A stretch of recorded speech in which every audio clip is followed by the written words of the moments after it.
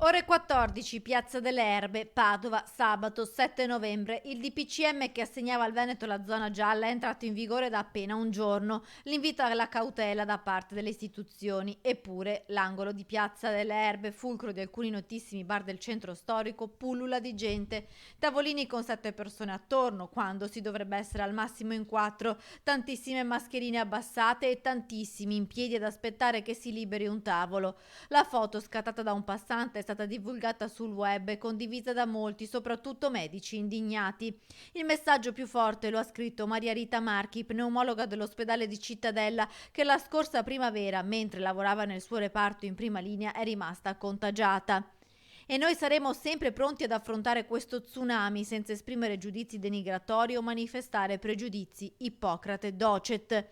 Siamo nei nostri frontini ospedalieri trasformati in trincee Covid, scrive la dottoressa Marchi. Un'amara riflessione da consegnare ai tanti che affollavano Piazza delle Erbe. Le cure ci saranno sempre, ma gli ospedali iniziano a sentire la pressione dei ricoveri. Questo è il messaggio. Siete in tanti e facciamo fatica ad accogliervi nei nostri fortini. Siete più giovani e vi stiamo trattando con modalità più aggressiva perché la malattia lo richiede. Ma non vi giudichiamo, continua ancora la pneumologa, che alla fine del suo lungo messaggio augura buono spritz.